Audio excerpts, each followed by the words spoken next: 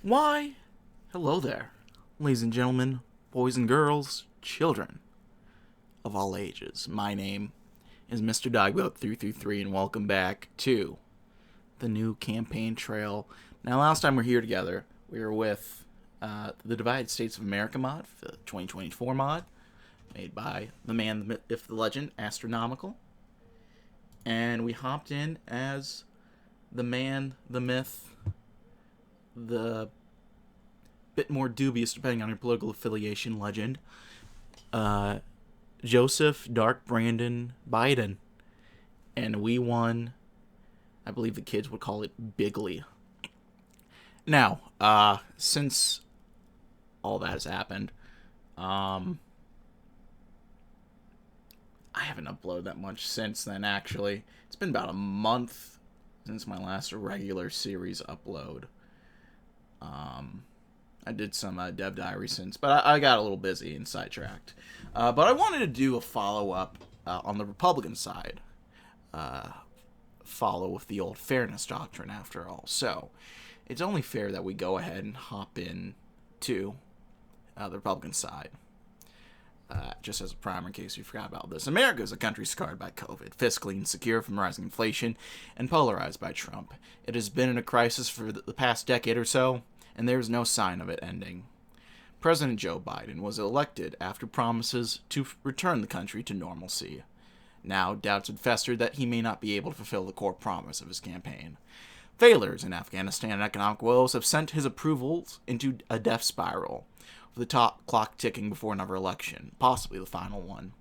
Meanwhile, former President Donald Trump left Washington as a pariah in 2021 and has become more authoritarian and extremist than ever. As he prepares to come back seeking revenge and retribution, many on both sides believe that American democracy and the identity of a nation is on the line and the ballot.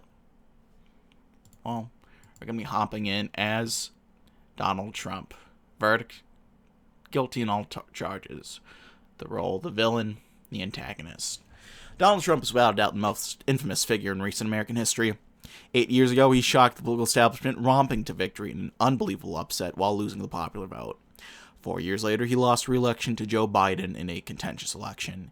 Even if he'll never admit it, he seems nearly poised to win this time, despite 34 criminal convictions and 2 high-profile impeachments. Politically, Trump is the furthest right he's ever been. His campaign has been described as openly authoritarian, marked by calls to terminate the U.S. Constitution and promised retribution against political opponents. He has even gone so far as to claim that he wants to become a dictator on day one. His supporters are fervent, as are his opponents, and many believe a second non-consecutive Trump turn is a distinct possibility. Well, here we go. Normal difficulty. We're going to be enabling this as well. This was added post-hoc for one of the updates, because for those of you who don't know, in this mod there's a distinct possibility that, depending on the RNG, Trump will be killed in Butler, Pennsylvania. And we're going to be shooting for that. Pun not intended. Because we need the real...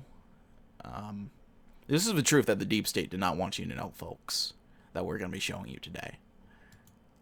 But we'll get there when we get there. We're going to pause real quick. First off, we have a State of the Union, so we got to go ahead and hop in and select a campaign manager. So the Democratic opponent is Joe Biden. Despite being over 80 years old, he's running. Again, we'll even make it to election. We'll even make it to election day. I read that in Trump vernacular. Timothy Mellon, top Republican owner of a Standard Mastodon for causes, provides nothing but cash. Ron McDaniel, current RNC chair, but her position is untenable. You'll probably have an opportunity to replace her. Keep checking back in. And we don't have a campaign manager, but we're going to go ahead and hire Susie Wiles. Susie seeks to keep Trump world and the campaign steady. Let's go and hire her on. Let's take a step back. It is August of 2022.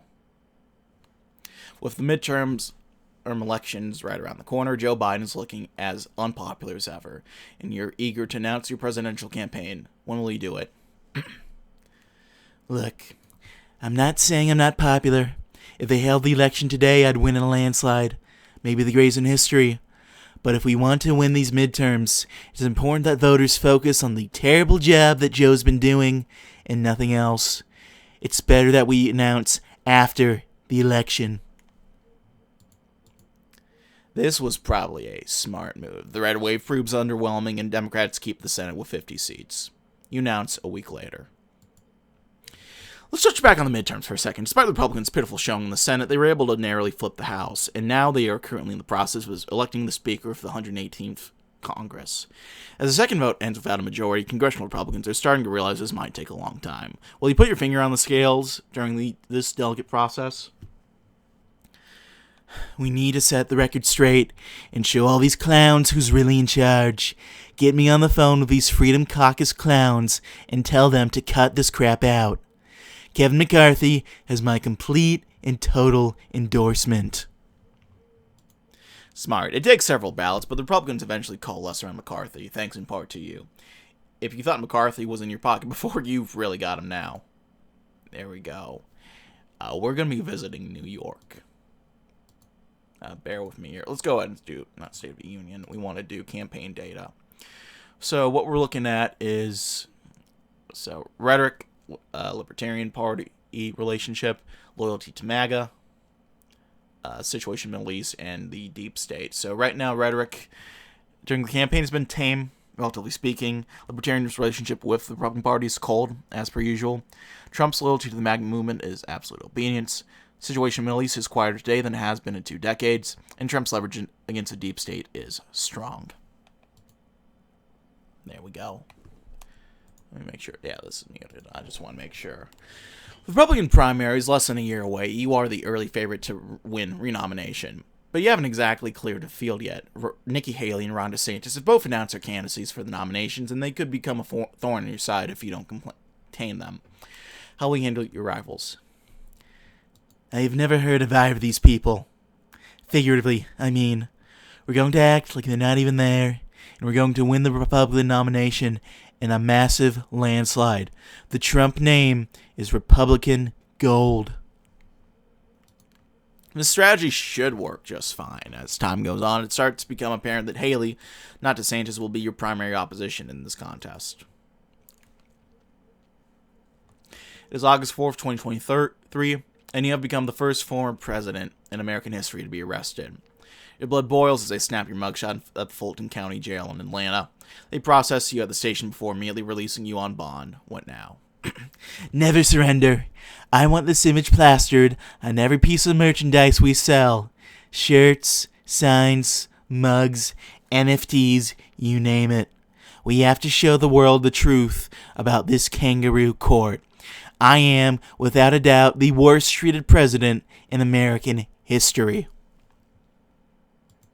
Your mugshot immediately becomes an icon, selling $17 million worth of merchandise in one day. It's humiliating, sure, but your campaign could always use a direct injection of cash into its coffers. There we go. We're going to visit New York once again. Last month, RFK Jr. withdrew from the Democratic nomination contest and filed to run the general election as independent. Despite his legendary family and formal party affiliation, it's unclear who he draws from, as his more liberal policy positions are balanced out by strange conspiracy theories about vaccines, COVID, and big tech. What do you think about his campaign? This guy, RFK Jr., he's nothing like his dad. He's a left-wing loon and a sexual predator. Actually, a lot closer to his Uncle Teddy than anyone else. This guy was getting beaten so badly in the Democratic polls that he was actually asked to leave the party. Don't fall for it. This should be good enough to keep most of your voters in line. Your sexual predator accusations draw controversy, but you are later vindicated when a Vanity Fair article, when Vanity Fair publishes an article detailing multiple accounts of sexual assaults that Kennedy does not deny. It has been nearly 3 months since the brutal October 7th attacks committed by Hamas, and the situation in Gaza is only evolving further.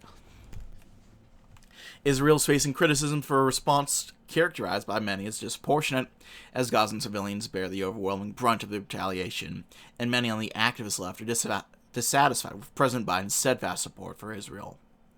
What do you think? Oh, this is a terrible, terrible war that Hamas has started. But they don't speak for your average Gazan. They haven't even had an election since, 2006.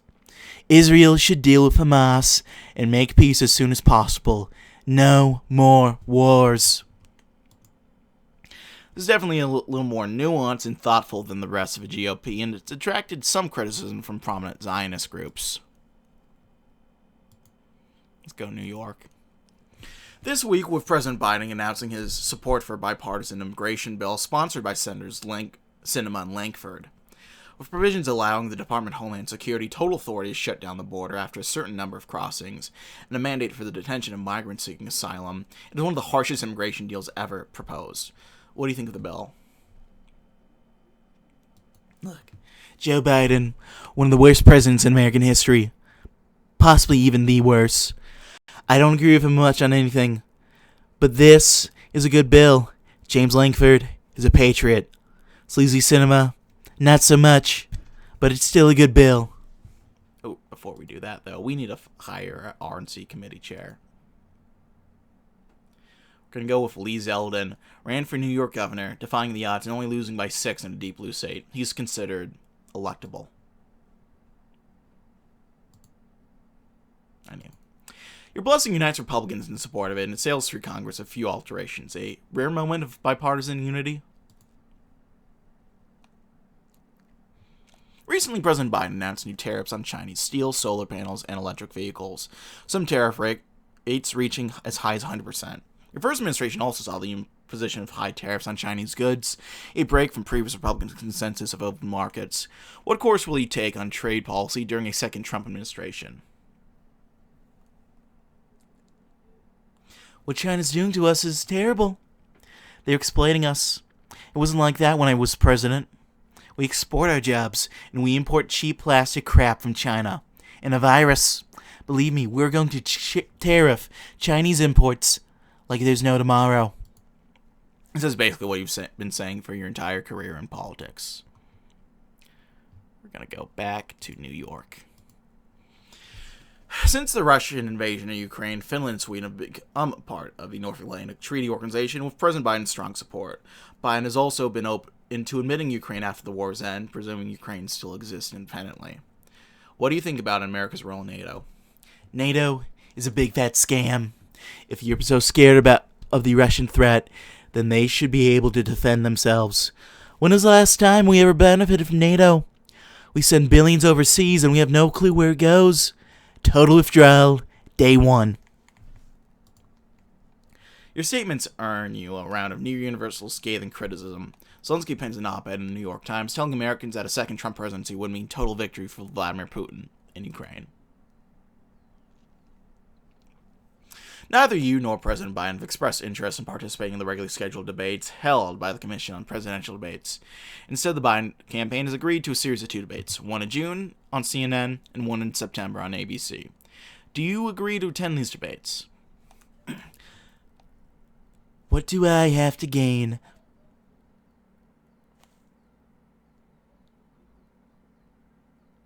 So I heard something next door.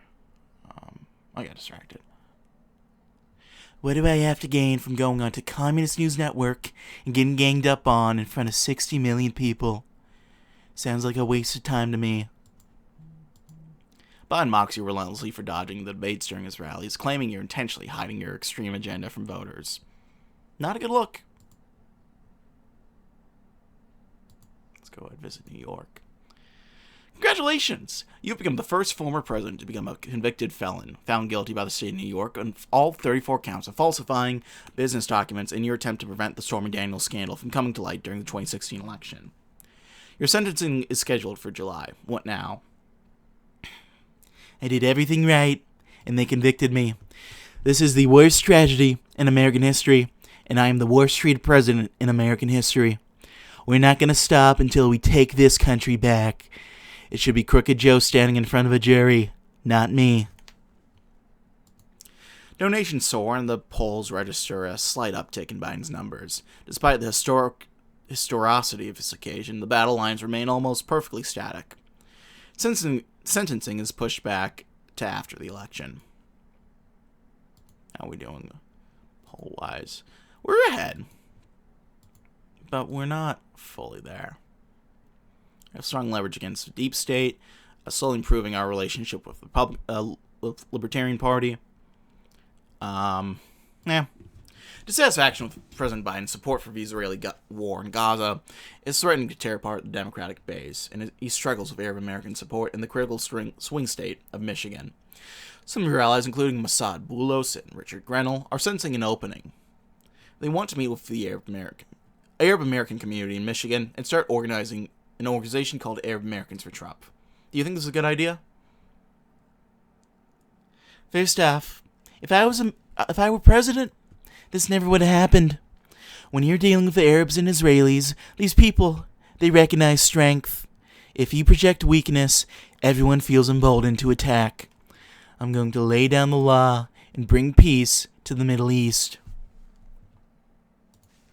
Clever. By this, you really mean the Hamas attack, but the ambiguity allows Arab Americans to construe it as the war in Gaza, or even the Israeli campaign in particular. And it's small, but anything you can do to drive a wedge in the Democratic coalition is good for you. Your campaign has been criticized by many in the media for increasingly violent and authoritarian rhetoric. You have called for, among other things, the execution of General Mark Milley, the imprisonment of Joe Biden and Kamala Harris, televised military tribunals for Democratic Party officials, and for the creation of special leagues in which undocumented immigrants fight for sport.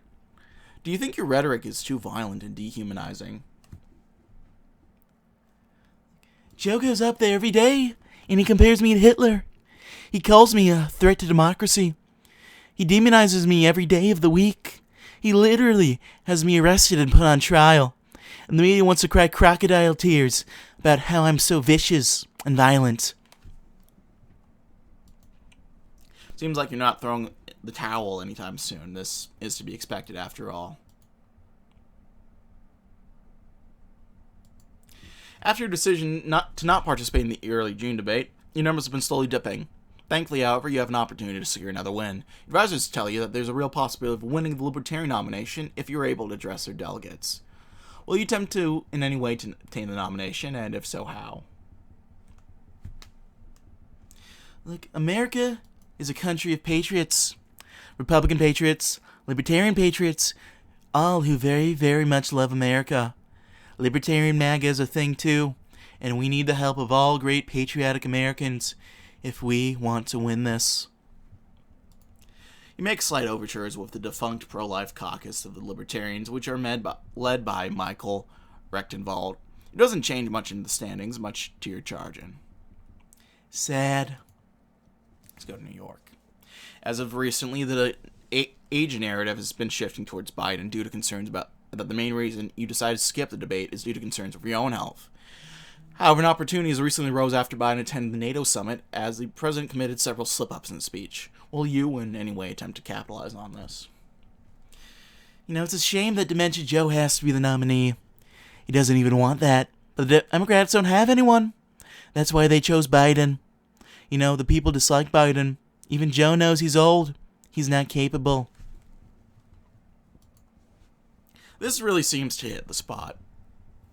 People didn't really appreciate the embarrassment caused by President Biden on the summit. The rational move here was indeed pressing him on this, and in doing so as someone boosted unit polls. Uh-oh. Here we go.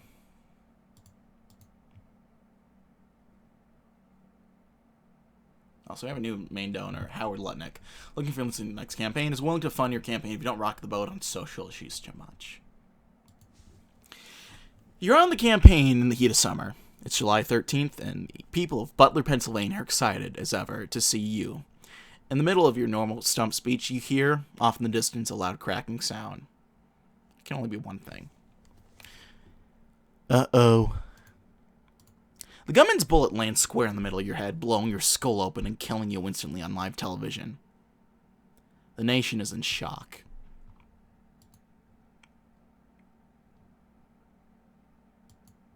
Well,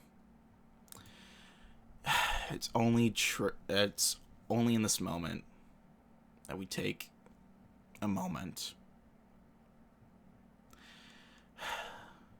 to find the true heir to the MAGA movement, the true heir to the Republican Party, the man who can lead America forward into the future. And that, of course, is going to be Doug Burgum, baby. Let's go! Doug Burgum's 2024 presidential bid seemed like a long shot. He was on his way out as governor, and it wouldn't hurt to give it a shot. Maybe get an advisory role, perhaps the most lucrative role, Secretary of Energy. When he was being vetted for vice president, he hadn't even considered it. Now, with Trump's demise, there's a real shot Burgum could win the nomination at the convention as a dark horse. Despite running for president, Burgum is a low profile, which could help or hurt him. Trump's vetting of Burgum may be his key to his bid to get the nomination. The general election, too, remains a mystery. Just who the hell is Doug Burgum? Can he beat Joe Biden? With all of this, it is clear that he must grapple with an existential credit for the Republican Party. Can the Trump movement learn to moderate? We'll have to see. Well, here's what we're looking at off the bat.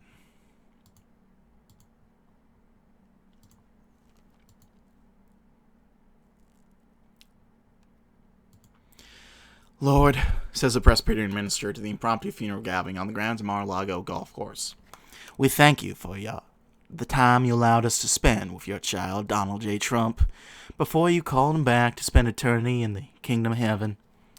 We carry his memory every day, and we commit ourselves to spreading love and tolerance, and bringing people together just as he did. Amen. Tom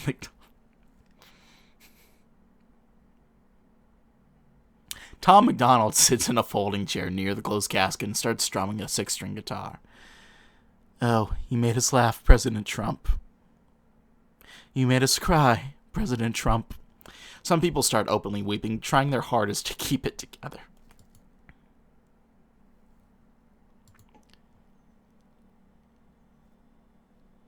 Alright, so all this has changed. Doug Burgum's loyalty to the MAGA movement is pretty average. The situation in the Middle East is being made worse by the Biden administration. Doug Burgum's leverage against the deep state is strong. The RNC has opened up to another shit show. Proposition to scrap the convention, have party leadership select a new nominee, but that went nowhere. Now no one knows what the hell's going on. As you look down at the balcony, fistfights began breaking out over minor policy proposals. Although you've gone in with Don Jr.'s blessing, the fact is you're not the only one in the race. Haley has re-entered, and Governor DeSantis is attempting to woo delegates over. How will you secure the nomination?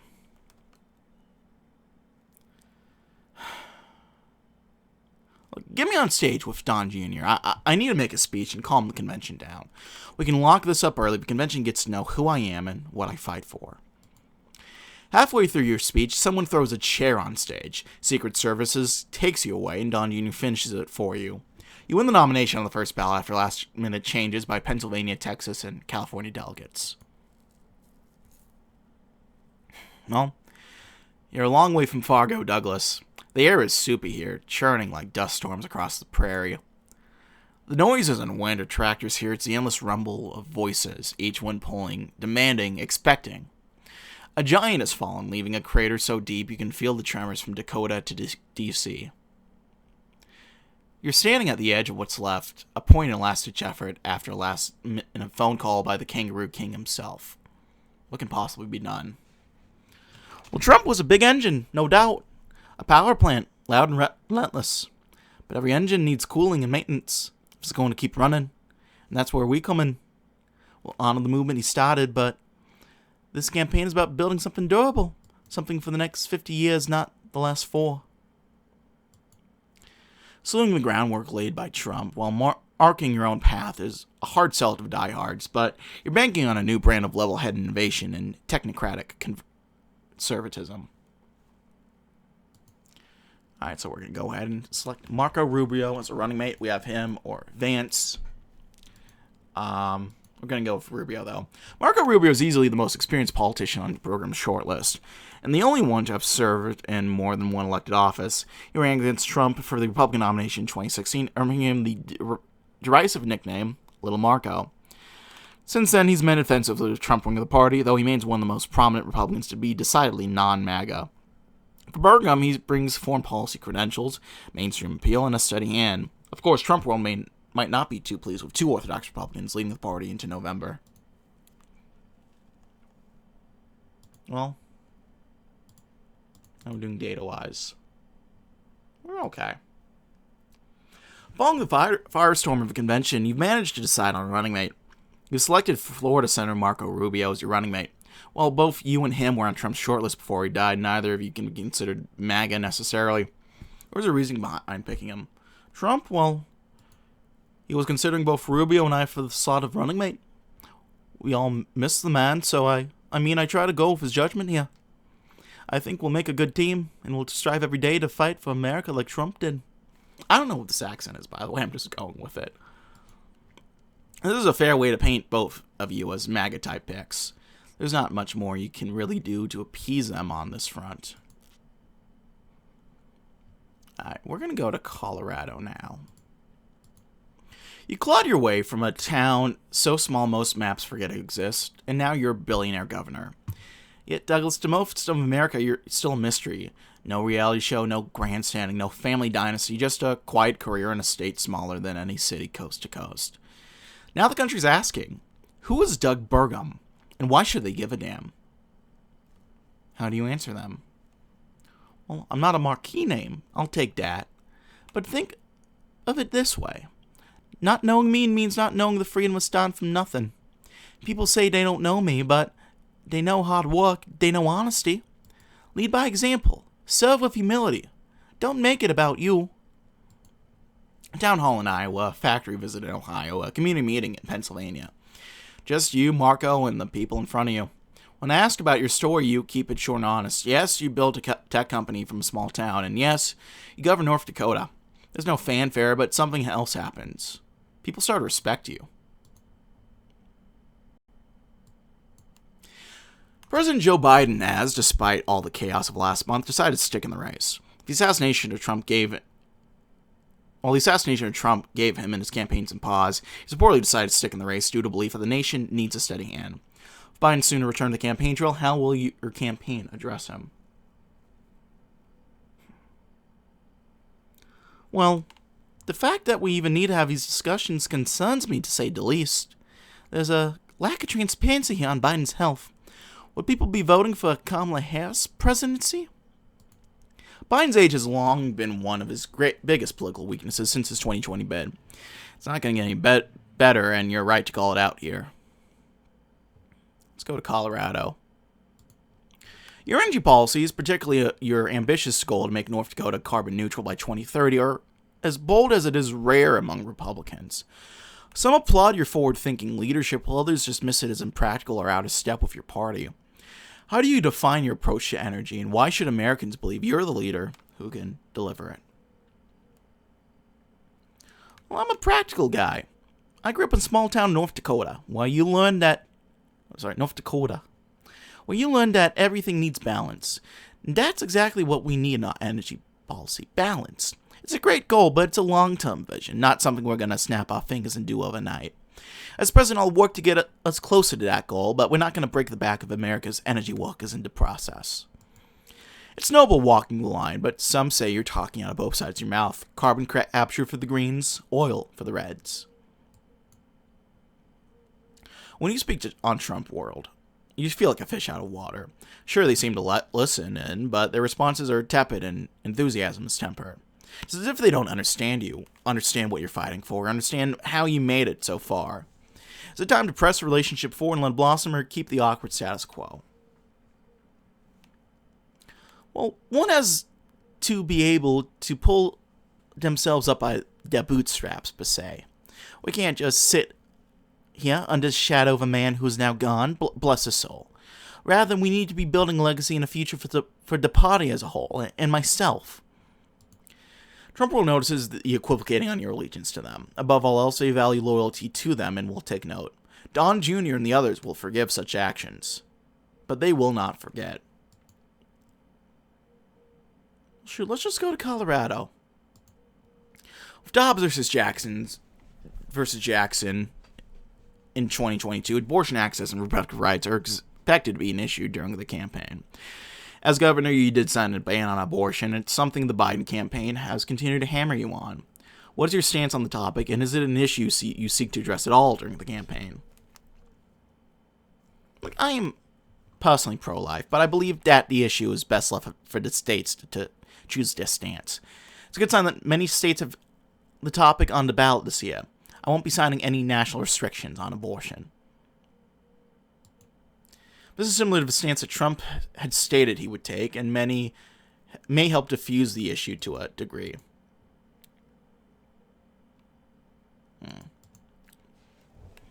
Although Trump had refused a June debate with CNN, some are suggesting that he and President Biden face off in debates this fall.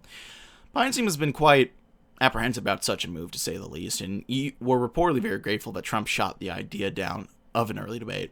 Given your struggling name recognition, a debate is a perfect opportunity to expand your reach. If this is something you're interested in, how will you decide?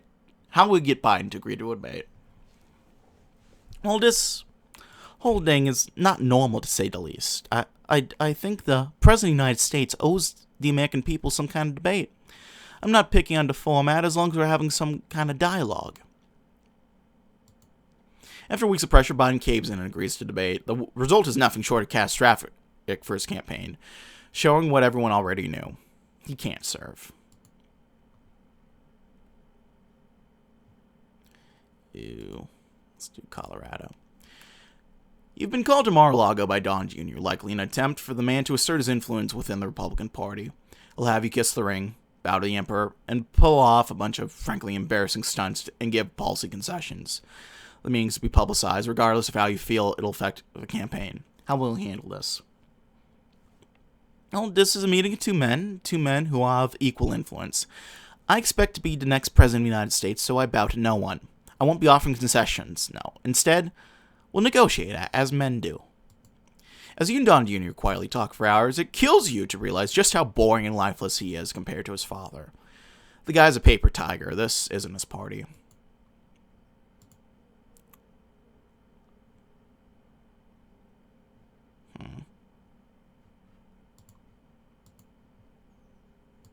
Well, I would do the State of the Union. Yeah, okay.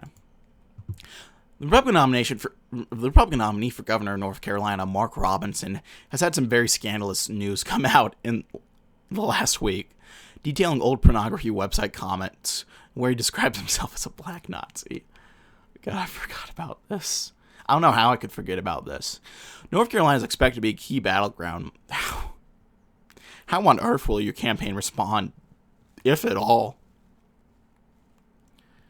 Well, this is bad, but we should definitely put extra funding in North Carolina. We're not going to concede the state, and we imagine many statewide Republicans still have a shot at winning despite the news. It's unlikely Mark Robinson's campaign collapsing alone will cost you the state. Still, the party down ballot could use any help, any and all help it can get. Yeah. Let's go to Colorado. Israel just invaded southern Lebanon, a major escalation of the Israel-Hezbollah conflict, itself an offshoot of the war in Gaza. Iran immediately retaliated by firing a volley of missiles into Israel, and the White House is quietly supportive of Israel's actions. Where do you stand? Our party will always stand with Israel, and her right to exist, of course. Once we win this election, we will head to the Middle East and hammer out a peace deal to resolve this crisis. Whether you like to admit it, you're outflanking Biden and Harris from the left on this issue. Your Israeli friends are frustrated, but there are some grumblings that you could gain some of the dissident anti-war and anti-Arab vote, and Arab American vote in Michigan and elsewhere. Excuse me. We're nearing in on a lot of these states up here. We're tied in New Jersey. Look at that.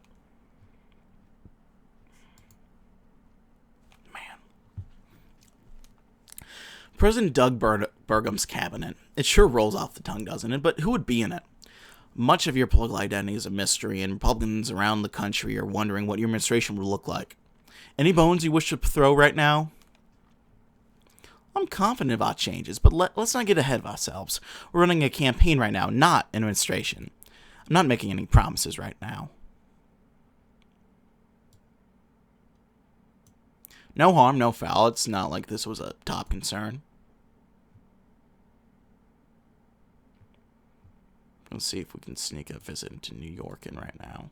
Former President Donald Trump was known for his usage and deep love of tariffs. As a businessman, Mr. Burgum, people would like to know your stance on the matter.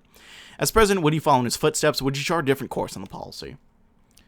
Well, perhaps I didn't agree with every aspect of the tariffs he pushed through, but I think all Americans can admire his desire to punish China for their illegal trade and labor practices.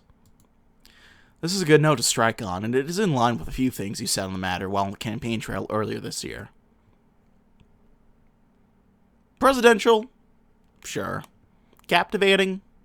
Not really. Boring? 100%. Burgum, you've got an image problem, to say the least. It's not going to end your campaign, but it could become an issue if left unchecked. You've got the sheer wealth of a stooge like Trump, without much of the personality to make people forget and feel connected to you. There's a whole slew of ideas your advisors in the powers that be at Trump world are proposing for you to undertake. What do you think? Well, X is the center of everyone's attention now. If Trump stopped posting for a couple weeks, they'd run a story about him every hour asking why. We need that level of free range for my thoughts. No more handlers for my social media. You make a few posts on X about how the wait for the new season of Yellowstone is killing you. And it does better in terms of views and metrics than your past posts. What the fuck?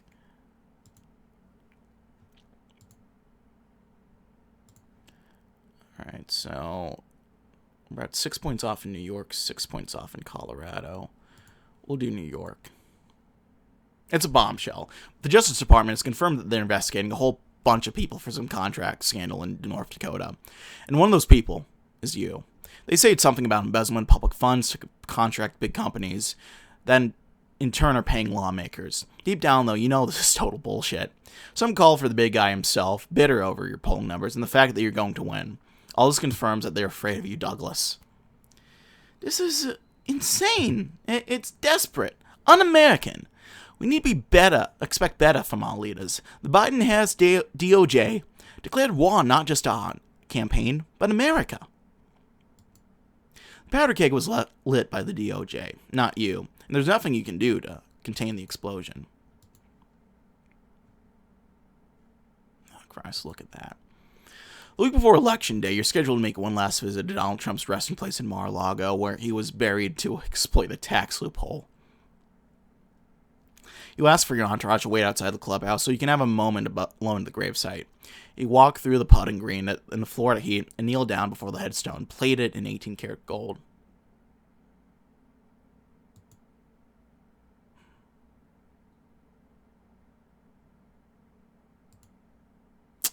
You kneel by the gravesite for a few seconds, totally lost in thought.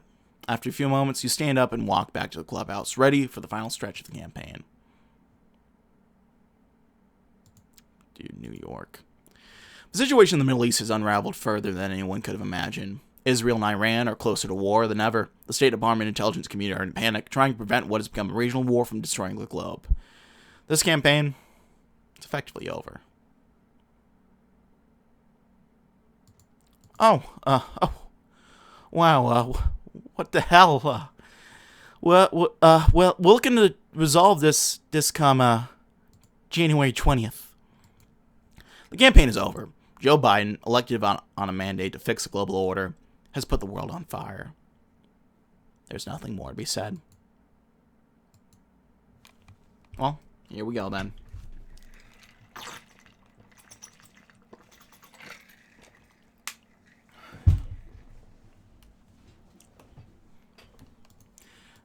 Solid margins in Indiana and Kentucky. Impressive showing for Kennedy Jr. though that took most out of Biden, it seems. Georgia, we won by nearly 20 points. I think we're okay. North Carolina, we did win by over 20. We won Virginia by almost 10. We won Pennsylvania by 13? Oh, dear God, it's over.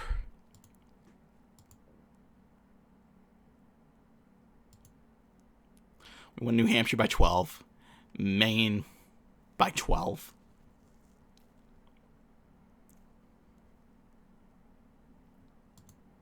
Minnesota by 10.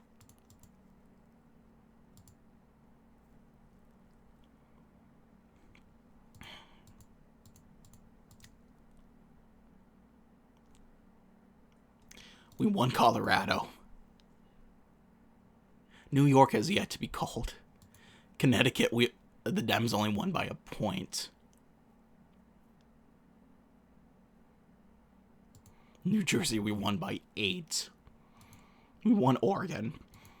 They won Colorado. They won California.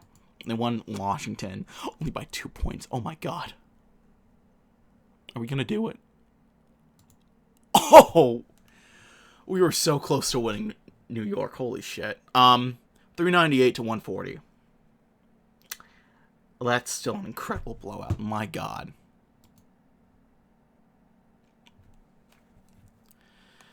Doug Burgum's career in business and politics feels like something out of a novel or film. Burgum clawed his way to the top of business, helping grow Great Plains Software to such great lengths within 15 years that he was able to sell it to Microsoft for roughly $1.1 billion. No typos. Full experience or backing, Burgum swept the Republican primary for governor in his home state, before gliding to victory in 2016 and 2020. After a long-shot bid for the presidency, he was due to be crowned running mate by Donald Trump, who was then suddenly shot and killed at a rally in Butler, Pennsylvania. With that in mind, Burgum maneuvered his way to the top of the ticket, and now he stood ever so close to the office of president. Burgum wished he was back home. North Dakota was his home, not Mar-a-Lago. He had reservations about being here on election night, but he decided to put those aside and be the bigger man. He hoped that by the end of the night, he would be the next president, and no one could take that away from him. Burgum was away from the crowd, but he listened to them from away. They cheered as the red states were called for Burgum, even giving extra cheers when North Dakota was put into his column. They cheered when Florida and Texas came strong for the governor, and as Burgum's odds in the swing states looked better, they began cheering and cheering. By the end of the night, it was obvious that Doug Burgum, businessman and governor of North Dakota, had been elected the 47th president of the United States. With a mandate of his own, not only did he sweep the swing states, but he had seemingly picked off blue states, possibly like New Mexico, Minnesota, or New Jersey. His unlikely meteoric rise to the White House stunned many, and he entered the stage to give a speech to an excited crowd. They weren't certain about Burgum, but they knew they wanted to move past the Biden era of government. They cheered as Mr. Burgum spoke about fixing the economy, removing red tape, and firing up the energy sector. Instead of heading to Washington, D.C., Mr. Burgum landed back in Bismarck, North Dakota the next morning to a large and energetic crowd. He gave a short speech thanking them for their support, before taking a car and driving back to his hometown of Arthur. He wasn't just a businessman, a governor, or a candidate. He was president, and he had proved it. ABC News interview with Vice President Marco Rubio on midterm losses. And we're joined now by Vice President Marco Rubio. Mr. Vice President, good to have you on. Good to be here, thank you. Obviously, I'd like to get into the midterm results.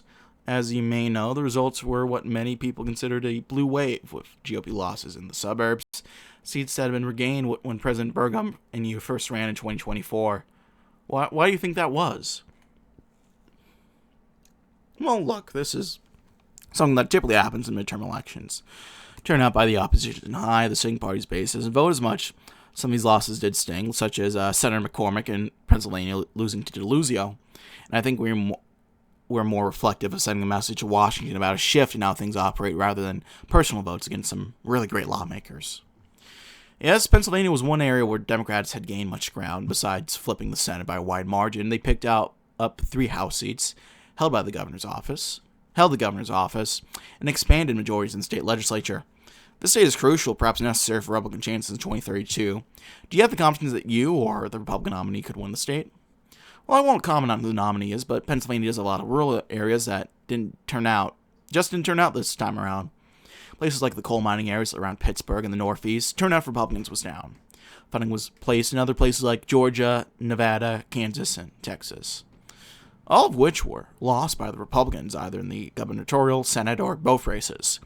These seem like such stinging losses, even though the Burgum administration was fairly stable in approval pollings. You said that you think voters were trying to send a message about how Washington works, but what was that message? Well, I think it was just that things weren't working. People felt like we weren't compromising enough on both sides. Some Democratic lawmakers lost their seats, like in New York. People feel that on both sides of local and national government level, government isn't working for them. That point about local politics seeping into the national sphere is interesting. Do you think this will affect the Republican path to victory in 2032 in any way? Well, we will see. I think if that's the case, Virginia and New Jersey will be top contenders. General Scott and Fulop aren't the most popular, in all fairness. New York, too, Richie Torres has generated a lot of controversy as governor, somehow more so than Kathy Hochul. Are you implying that New York may be a Republican state in 2032? What I'm saying is we'll have to wait and see how things play out. Battleground states change over time. Democrats would never imagine contesting Arizona and Georgia on a national level some 30 years ago, and now they're key swing states. One more question I'd like to ask before we get to commercials. Some dissident Republicans created a Make America Great Again party that ran candidates during the midterms. Some credit these third-party bids with causing Senate losses in Texas and Ohio, and gubernatorial losses in Kansas, Arizona, and Michigan. Do you see this MAGA party as a threat to GOP? No, I don't. I see them more as I don't see them as a threat to the Republican Party. I see them as a faction of the party that will eventually return. The former president's family still strongly supports Republican candidates. Thank you. We'll head back to commercial break, but when we get back, we'll continue talking with Vice President Rubio about the midterms. Doug Burgum really loves AI for some reason. Political, June 18th, 2025. The president reportedly is a huge fan of the Grok app. While most of us only dabbled in AI, some have used toques such as ChatGPT extensively. Some jobs, perhaps coding for example, may benefit from it as a tool. Do you mean a toque? But one job we wouldn't expect be changed by the use of AI is President of the United States. Sources say that the president has Grok installed on his phone, and he's consulted often for everything from what colored tie to wear to what foreign policy decisions to make. Opinions in the U.S. intelligence community are divided as to whether this constitutes a leak. One first-hand account describes President Burgum during his meeting last month with President Macron, taking out his phone asking Grok AI what import duties the EU levies on imported U.S. automobiles. According to this administration insider, Macron seemed confused and surprised, asking Burgum if he could not just ask one of his aides for the information. Other administration insiders have painted a vivid picture of Burgum cascading Musk, telling him that his continued service in administration was contingent on no more talking about the Jews on Twitter. Rusk reportedly shouted back, "It's called X!" Others still described a heated discussion between Burgum and acting Energy Informant Agency Director Stephen Nally over mass layoffs, in which Burgum suggested he could fire every single person within the EIA, replace it with a super algorithm. It's unclear what a super algorithm is, although he reportedly later likened it to the Master Control Program from Tron, 1982.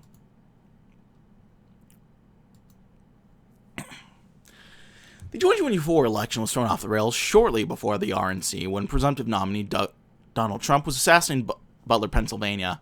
In a shocker for the ages, North Carolina Governor Doug Burgum emerged victorious as a dark horse candidate.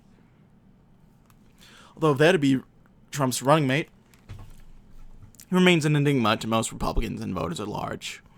Biden has been struggling in the polls for a while, but some advisors believe this crisis has changed the dynamics of the election, perhaps to his benefit. Can Biden turn things around? Can Burgum forge a new path for his grand old party? Well, we found out, didn't we? That is still incredible to see. Closest states. 10,000 votes in New York. My God. Same margin in Connecticut. Colorado, 50,000. Washington,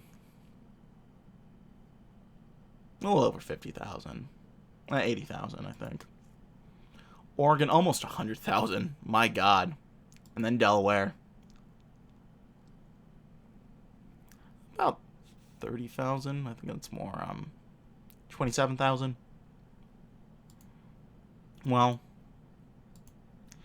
this is the truth that the deep state wanted you to know. I lied. This is what they wanted you to think happened. And it's what would have happened. But Matthew Crooks just can't hit a target for shit, I guess.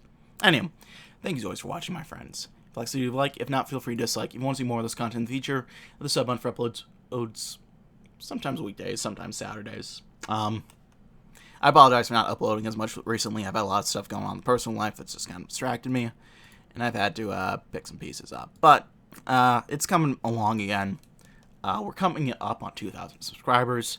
If you guys have any feedback of what you want to see for 2,000 subs, please let me know. I'm very curious to see what you guys want, and I want to give back to you guys for helping me get to this point, so just let me know. Until then, thanks for watching, gang. My name has been Mr. DB333. I will see you all in the next video, and bye-bye.